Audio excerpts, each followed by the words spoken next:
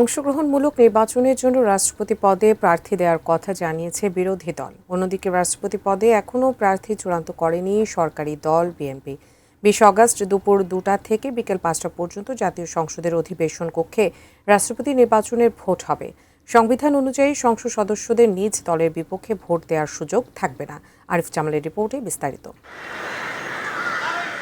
দীর্ঘ ৩৫ বছর পর ভোট গ্রহণের মধ্য দিয়ে দেশের ২৩তম রাষ্ট্রপতি নির্ধারণ হতে যাচ্ছে এবার।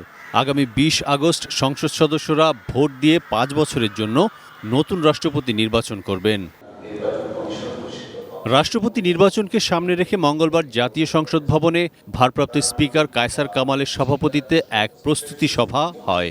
সরকারি দলীয় চিফ হুইপ ও বিরোধী দলীয় চিফ হুইপ ছাড়াও জাতীয় সংসদ ও নির্বাচন কমিশন সচিবালয়ের সচিব সভায় অংশ নেন। সভা শেষে ব্রিফিংয়ে চিফ হুইপ নুরুল ইসলাম মনি জানান, রাষ্ট্রপতি নির্বাচনের জন্য সংসদের অধিবেশন বসবে না, নির্বাচন কমিশন বিশেষ বৈঠক ডাকবে। তিনি জানান, নির্বাচনের প্রধান নির্বাচন কমিশনার রিটার্নিং কর্মকর্তা হিসেবে দায়িত্ব পালন করবেন। রাষ্ট্রপতি নির্বাচনের ভোট গ্রহণ হবে প্রকাশ্যে। আমাদের বিএনপি দলীয় প্রার্থী আমরা এখনও সিদ্ধান্ত ফাইনাল করিনি। মাননীয় প্রধানমন্ত্রী তিনি ঘোষণা করবেন। আমাদের দলের থেকে তাকে দায়িত্ব দেওয়া হয়েছে, তিনি সিদ্ধান্ত গ্রহণ করবেন। ৭০ অনুচ্ছেদ অনুযায়ী যা লেখা আছে তাহলে এই দলের সিদ্ধান্তের বাইরে তারা কোনো সিদ্ধান্ত গ্রহণ করতে পারবে না।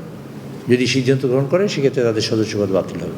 জুলাই সনদ অনুযায়ী সংবিধানের ৭০ অনুচ্ছেদ সংস্কার করে রাষ্ট্রপতি নির্বাচনের ব্যবস্থা না হওয়ায় হতাশা প্রকাশ করেছেন বিরোধী দলীয় চিফ হুইপ নাহিদ ইসলাম।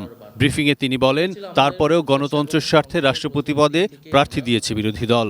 এটাতে কিন্তু সবাই ঐক্যমত হয়েছিল যে আমরা গোপন ব্যালটে রাষ্ট্রপতি নির্বাচনটা করব, এবং এটার জন্য সংবিধান সংশোধনেরও প্রয়োজন নাই।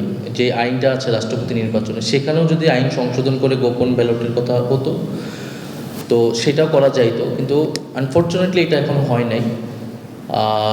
ভবিষ্যতে হবে এটা আমরা আশা করতেছি, কিন্তু যেহেতু নির্বাচন হচ্ছে এই জন্য আমরা গণতন্ত্রের স্বার্থে অংশগ্রহণ করছি। বিরোধী দলের রাষ্ট্রপতি প্রার্থী অবসরপ্রাপ্ত কর্নেল অলি আহমেদকে সবচেয়ে যোগ্য প্রার্থী হিসেবে দাবি করেন নাহিদ ইসলাম। আমাদের যিনি প্রার্থী তাকে আমরা মনে করছি এই মুহূর্তে বাংলাদেশের অভিভাবকত্ব হিসেবে তিনি সবচেয়ে গ্রহণযোগ্য হবেন। আরিফ জামাল, এটি নিউজ, ঢাকা।